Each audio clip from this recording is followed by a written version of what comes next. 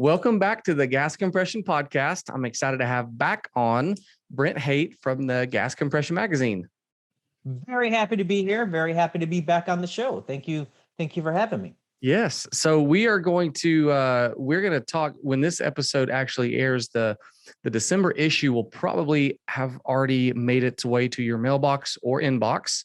But we're going to talk about something really interesting that Brent and his team have done in the last 5 years, which is a reader survey about the gas compression industry as a whole. And so I'm just going to I'm not going to show the cool infographic because you're going to have to go get the magazine or subscribe to yourself. And just by the way, if you're out there listening to this and you aren't subscribing to Gas Compression Magazine, do that now. It's free. It's super helpful. And these guys just do a wonderful job. So we're gonna start just kind of start at the top, and I'm gonna read out the questions and Brent, I'd love for you to kind of get your comment on what's going on. Absolutely. Absolutely. So in the alternative fuel area, the question was, in your opinion, which natural gas-based alternative fuel holds the most opportunity for growth in the next 5 years? And the strongest one came in at LNG at 41%. And then hydrogen was behind it at 36%. So I feel like I've seen a lot more about hydrogen in Gas Compression Magazine this in the last few months or this year. Does that surprise you, or you feel like that's where it should be? So we were a little surprised. So we have a meeting, every year to go over the results and like what surprised us and what didn't surprise us. This is one of the things that surprised some of the editorial team members on this when we go over it. Was we thought that it would be higher, that hydrogen would be higher, based on, again, you hit it on the head.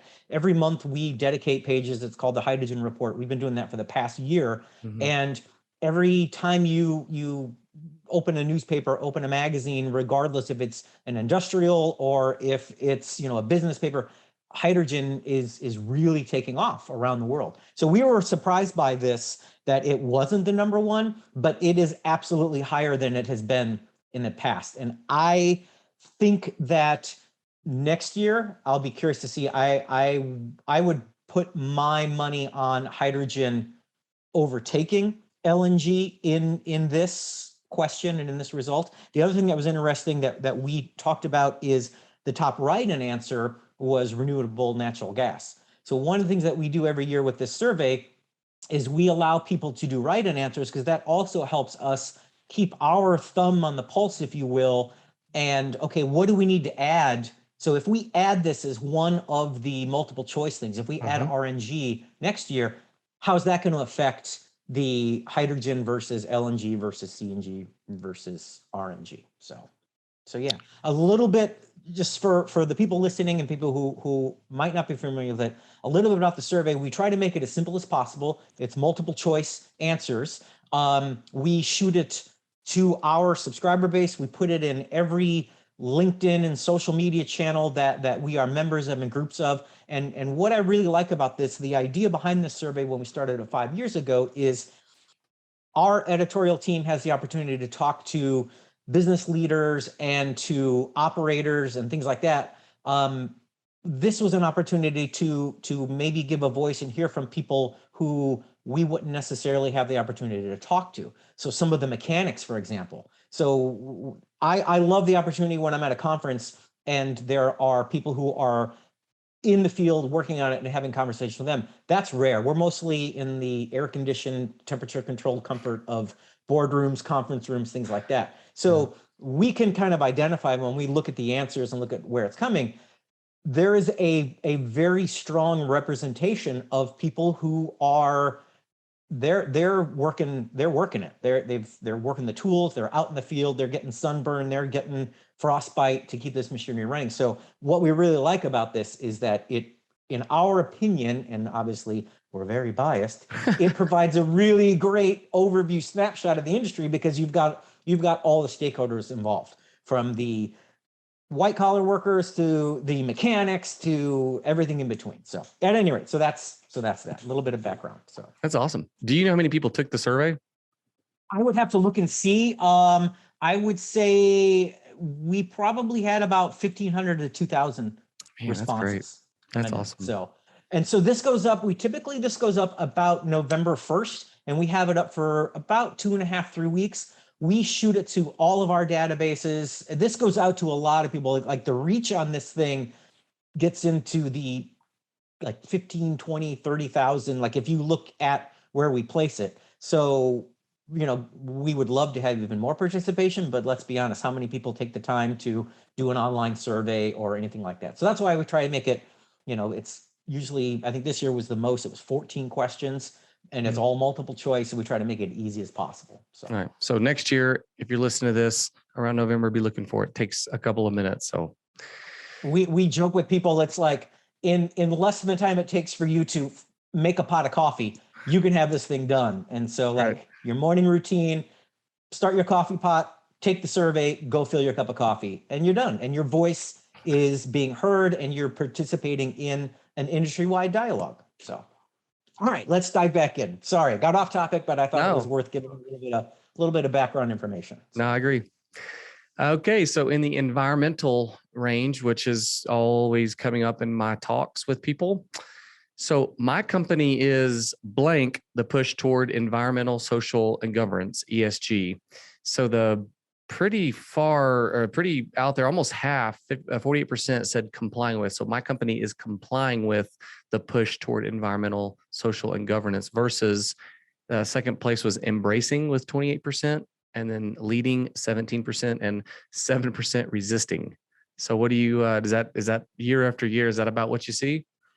So this is the first time that we put in language based on ESG and environmental social governance. So this is the very first time that we've had a question specifically related to this topic. So we were not surprised that it was complying was the top answer, because a lot of people are going to be kind of middle of the road and be like, yep, we're doing it. And that's all we're going to say. We were surprised at the resisting, but also not surprised because, some people chose to say, yeah, dude, we're fighting this every step of the way. This honestly ties into some of the things that we talked about in our first visit together on this podcast about change. Oh, it's a 4-letter word and, this kind of thing. And it also ties into some of the questions that are coming up later in the survey where it's, people are, we're going to resist it. And I'm going to tell you that we're resisting it because, I can. I'm glad that number is low. I'm the 7%. That's me too. We were pleased that the leading number was kind of, we'll say middle of the pack, if you will, because I do think that this is a true reflection of the people who are taking the survey. Okay. So I mentioned that this is an opportunity. If this was primarily the people responsible for marketing, communications, PR, your executives, it would be leading. Everybody would be saying we're leading, because everybody that I talk to is like, we are leading the charge for ESG. So I'm relieved that this has a broad reach of the players involved, because it's not just like, we're the greatest thing ever and aren't we great? So yep. So as it applies to equipment, when it comes to gas compression equipment, which is most important? Reliability, efficiency, utilization, or deliverability? And a resounding 61% of people said reliability, which I hear that. I mean, the same thing on our end from the machine shop side, people repairing this equipment. That's all we hear is that reliability is the most important thing. It's got to go. It's got to work. Yep. And that's one of the things that we talked about, we'll say in the green room, when you and I were discussing things in the green room. This question has been on this survey from the beginning, and the line that I use in the editorialization, there's a little paragraph at the top of the spread that you'll find in the magazine. Reliability is king. I mean, it is always the number one answer. One of the things, the top right-in answers, this is consistent. We always hear cost of total ownership, and then we also hear emissions. So this is the one that has maintained the most where it is. The results are consistent year after year after year, and it's reliability, reliability, reliability. So. Mm-hmm. Which holds the greatest influence over purchasing decisions? The initial purchase price, the total cost of ownership, or the return on investment? And so the top answer at 40% was return on investment. And I was kind of interesting. It's kind of interesting to hear that. It seems like what we hear on our side from the repair side of the business is like, how much is it going to cost right now today? Not necessarily, hey, if we get that fixed today, what will that pay us back over the next year? Is that not what you hear too?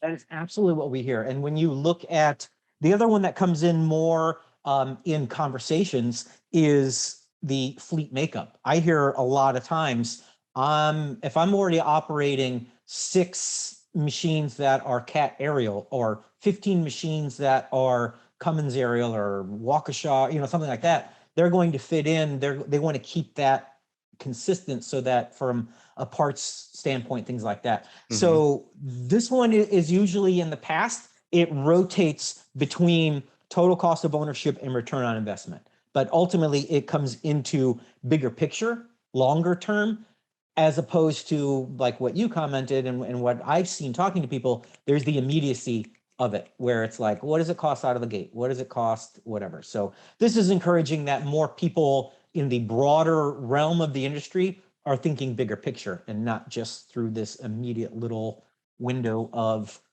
what do I got to do right now? So. Right. A saying in the spending money category and purchasing, my company's forecast for capital spending in 2022 is, and the highest answer was 43% was higher than it was in 2021. And 26% said that it was the same as it was this year. And 28% said, your guess is as good as mine. And so I'm kind of curious where that comes from. Is that just because budgets aren't rolled out or? Budgets aren't rolled out, but then also there's a large population of people who have their hands on equipment who really have no say in what's going on in the spending. So that's one of the reasons that we wanted to have that as an option for people like, yes. Yeah, you know what? At the end of the day, your guess is as good as mine, because I'm going to show up where they tell me to show up until they tell me not to show up anymore because there's nothing for me to show up and do.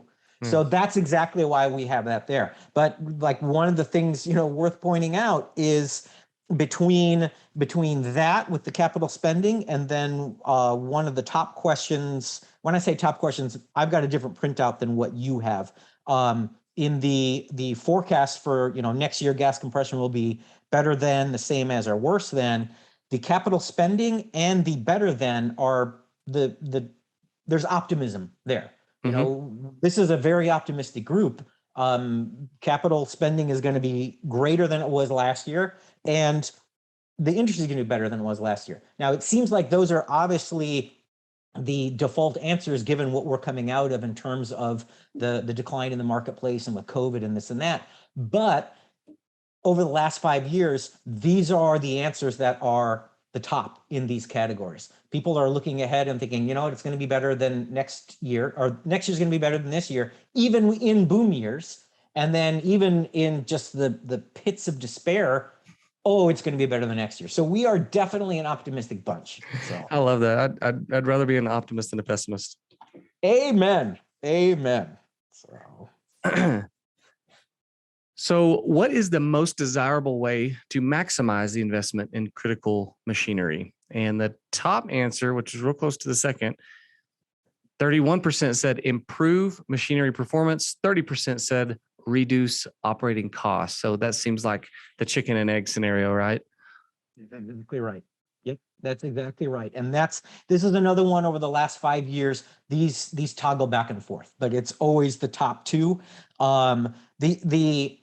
The top right in answers is very common, all of the above, because at the end of the day, it kind of takes all of these things to maximize the investment, right? So you've got to lower maintenance expenditure, reduce operating costs, improved machinery performance. And then the other write-in answers that we saw this year, we had all of the above, reduced downtime and improved reliability. So it's kind of this one, there's not a lot of change, not a lot of deviation rather in the answers and what we've seen. So which market indicator do you feel is the most important when trying to forecast future business opportunities? And 35% said the price of oil, 31% said the price of natural gas. Feel like that's kind of what you see year after year? What's been interesting is rig counts gets lower every year. So the options that people could choose from, again, this year were price of oil, price of natural gas, rig counts, natural gas storage level, and fleet utilization. As we talked a little bit about in my first time on your show, rig counts, it still holds an important component of forecasting and modeling, things like that, but you can do more with less wells than you ever could before. So that number is kind of going down. It doesn't hold as much weight as it used to in the past. So that's been interesting to see rig counts slowly going down. Still has a solid presence on the list, but then the commodity pricing, the price of oil and the price of gas, that really dictates where things are going. The other thing that pops up very, very often in the write-in answers is the regulatory environment. So depending on what's coming down with emissions compliance, what's coming down with just the political makeup, if you will, from some of the top producing regions, but then also on a national level, your European leaders, your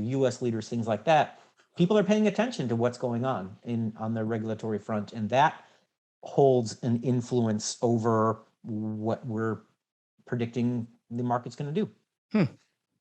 Well, speaking of geographic different places, what geographic region, one of the questions was, what geographic region holds the most opportunity for growth within the gas compression market in the next 5 years? And I think probably we are an optimistic bunch, and I assume most of your readers may be in North America, but 55% said North America, and the second was China at 15%. What's up with that? So with China, what we see is they're making investments in their infrastructure, and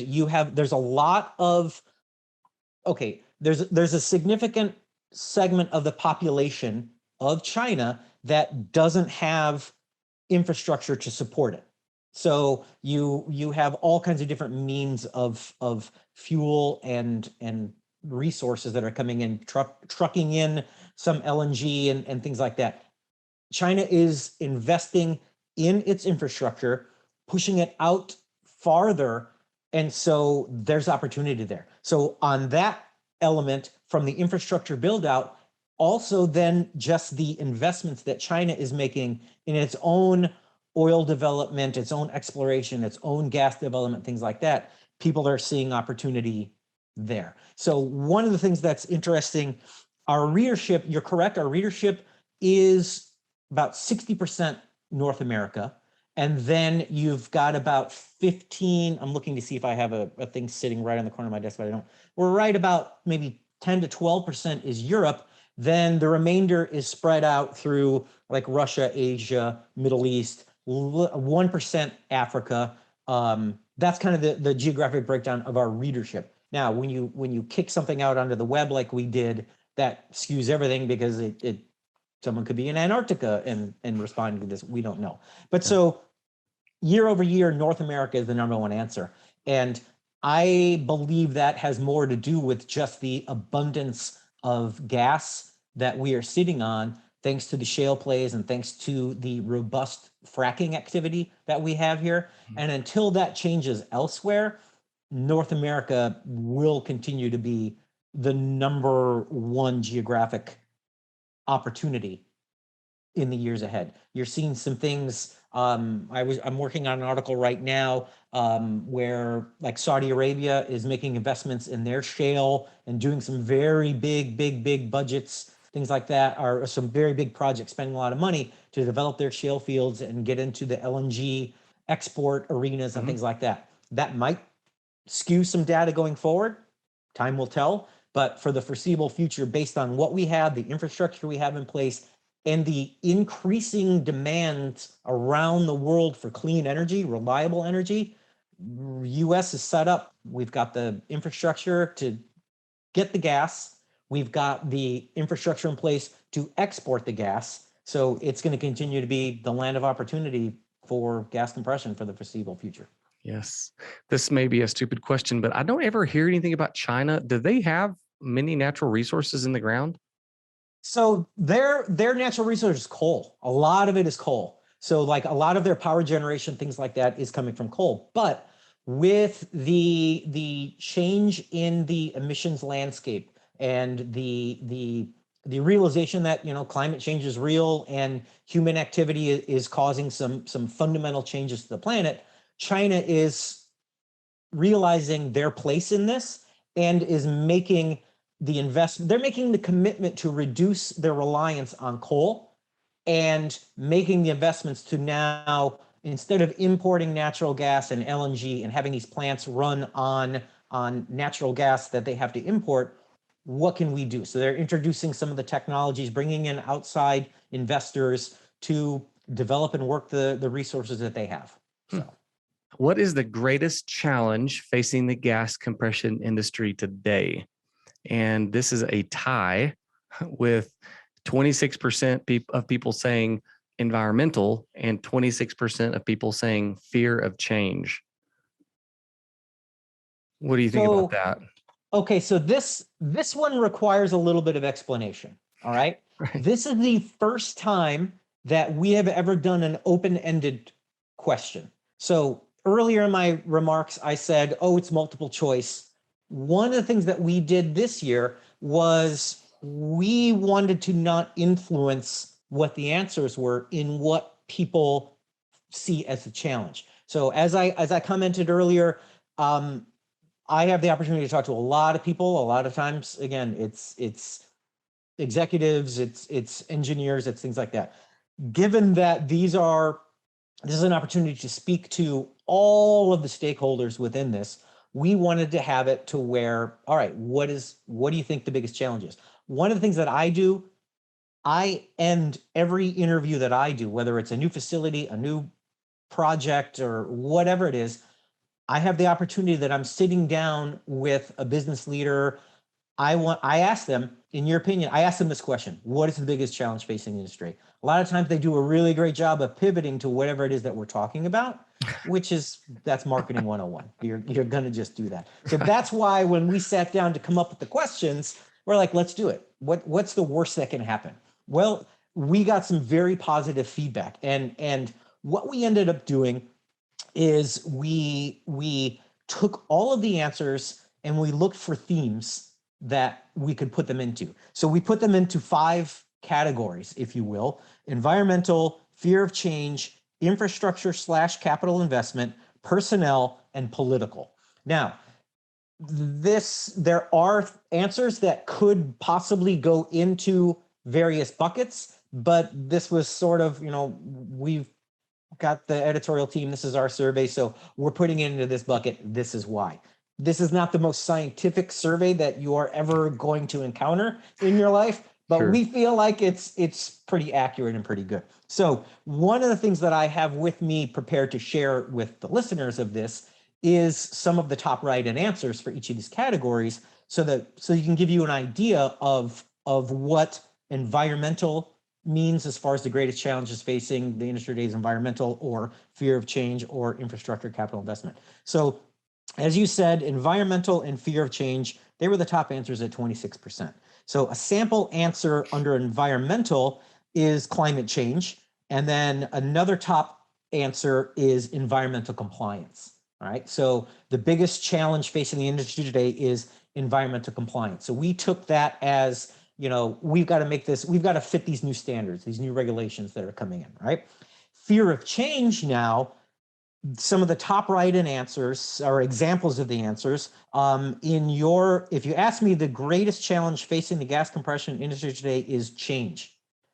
Some people actually wrote the word change. So this gets back to some of the other things we've talked about in this conversation we're having now, and with our original conversation, where this industry, there are components and players of this industry who view change as a 4-letter word. Mm-hmm. And that showed up here. That absolutely showed up here. And that's just one of the examples. There were others that warranted being put into the bucket of fear of change. So the other example that I have here that we put into the fear of change bucket instead of the environmental bucket, and this is one of the things where some of them could have gone either way, but we made the choice.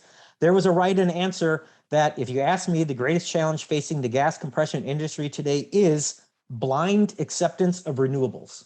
So is that environmental? Is that political? Is that whatever? We chose to put it under fear just based on the language. So we looked at some of the descriptive words, some of the adjectives, some of the things like that. And so with a statement of blind acceptance of renewables, that landed it in the fear of change bucket. Yeah. So that's how we came to what it is. So now at 18%, so the third top answer in this is the infrastructure and capital investment. So the two of the samples that I brought with me for this conversation today, if you ask me, the greatest challenge facing the gas compression industry today is distribution and transportation of natural gas and lack of capital spending. So this gets into the way that I interpret this, the distribution and transportation of natural gas. We're global. This readership is global. So there are parts of the world, like we talked about, where the infrastructure is not there, the distribution, getting it from the producer to the consumer, be it on a private level, for my propane tank or for fueling my car or something like that, but also to power plants. And then also lack of capital spending. So this is kind of opposite the question earlier that we discussed where, capital spending, my companies would be spending more, but one of the biggest challenges is lack of capital spending. So it also comes down to define capital spending. Right. Major capital spending, are we talking like a huge infrastructure, cross state, cross country, cross whatever? Are we talking a new printer, a new fax machine, a new, that kind of stuff. So it is, there's some gray areas to this, but that's an example of what it was. Actually surprising that this wasn't higher was the biggest challenge facing the industry today is personnel. So as we've discussed and listening to other guests on your show, personnel, the lack of personnel coming in the industry is a huge challenge. And this one runs across the entire spectrum of operators, mechanics, engineers, that kind of stuff. So the whole spectrum, people coming in the industry, that's a big challenge. So the top answers that I brought in as examples today, finding people and then the lack of employees. So this is universal and it's worldwide. Lastly, then the last bucket is political. And so the biggest challenge facing the industry today is political. And we have the two samples that I brought with were, the answer is politicians. And then the second is government regulations. So this one was fascinating to me because, like I said, this gave us the opportunity to not influence an answer, but rather let the participants share. There are things that were typed in that I won't repeat in a public environment, which was shocking, which was honestly shocking. But it also feeds into the fear of change and some of the other things where in the earlier in our conversation where you're like, I can't believe that's, dude, maybe off record, I'll share some of this stuff with you just however, but it's just some of the answers, I won't give them the light of day. I won't give them the courtesy of acknowledging them. And we just put them in the buckets that we did. But that was kind of shocking to me. So it's funny. Man, that'd be like you could put them on the wall as like in your office as like the funny, but black out the curse words or whatever they put in there. That was exactly. That's exactly right. That's exactly right. So that's interesting. It was 18% on the lack of personnel, but on the next question, what is the biggest roadblock to performance in condition-based maintenance or on critical assets? Lack of experienced personnel was the second, right behind lack of management support and funding, 27 and 26%. So when you say condition-based maintenance on critical assets, are you saying after so many hours we shut down and overhaul this engine or this compressor? Is that what that is defined as as? As opposed to, you know, like an unplanned shutdown and we got to again fix it, like where you hit it on the head. It's operated this many hours. Now we need to go in and fix this, fix that kind of thing. This has been the lack of management support and funding has been the top answer for the last 5 years. That doesn't surprise me because I hear from our customers, you know, mechanics or people bringing in, they're saying, I told my boss, if he would let us shut this down and just go through it right now, it won't crash. And then they don't do that. And then it crashes. And then it's a fire drill, all because of this. You know, we've got monthly budgets we're trying to hit, or, you know, fill in a blank. But that is always the thing we hear from guys on the ground is, man, if they would let me shut this down and just go through it right now, when we know there's just a few things that need to be fixed, it would be a lot less of a problem than if it crashes. And it's a controlled environment. Right. So here's the irony of this is the management and things like that who don't want to allow it. They're like, well, we can't afford to shut down because we're making X amount of dollars a day. This machine's running and we can't shut that down. So we're going to prolong this. We're going to push this. Well, as I mentioned in our very first conversation, there are two types of compressors in the world. Compressors that have gone down and compressors that will go down. So it's only a matter of time before that compressor is going to go down. So you can have it in a controlled environment where it's like, okay, you know what? We're not in peak. This plant that we're feeding is down for regular maintenance. Let's coordinate it and let's bring a unit down. Let's do the planned maintenance, and then it's all back up. You're not paying for, oh my God, we got to hot shot these parts here. We've got to fly in a crew from wherever, and you know, all these costs that come up in emergency scenarios. And that's what I mean, it's not funny, it's sad, but it's also funny when the excuse will be, we can't afford to shut it down. Buddy, you can't afford to not to shut it down. Right. You need to control the scenario so that you can control the cost, because one way or another, this thing's coming down. At some point it's coming down. You've got to do the maintenance on it. So. And whoever can formulate and produce a spreadsheet that you could plug that in, like here's the price of gas, or here's the price of gas that you're getting per MCF that you're selling it for, and here's the cost if that crashes and you got to replace it, and you just plug it in. And whoever invents that is going to make a lot of money if you could figure that out. Yeah. Wow. All right, last question, and the one I was most glad to see is talking about next year. So next year, the gas compression industry will be better than this year, worse than this year, or the same. And I think it says 76. 76% of your readers say that it will be better than it will next year. I'm sorry, next year will be better than this year. So we're an optimistic bunch, but is that kind of what you see over the last 4 or 5 years? Every single year. In the boom years, next year's going to be better, baby. Next year's going to be better. In the bust years, please, it's got to be better. You know, the emphasis in the urgency. But yes, every year we are an optimistic bunch, you know, so which, like you said, which is a very good thing. It's a good thing. I would rather be in a group of people that are optimists than like, oh God, now what's going to happen? You know, absolutely. That kind of thing. So, absolutely. So yeah. Well, thanks for all your work, Brent, and your team. And if you have not subscribed to the Gas Compression Magazine, just Google Gas Compression Magazine. It is free. It's very informative. And I mean, the infographics, I just love those. I'm sorry. You got to get it just for the infographics, but they do a great job at Gas Compression Magazine. So follow them online on LinkedIn, follow Brent. They're doing amazing things. So Brent, Merry Christmas. Happy New Year. Thanks for being here. And I will be talking to you soon. All right, man. Keep up the great work. I love the show. You've got great guests, and I love that you're bringing a voice to this industry and having different folks on. So keep it up, man. I love what you're doing, and Merry Christmas. Happy New Year. I look forward to talking to you again soon. Thank you. Take care. Bye. Bye.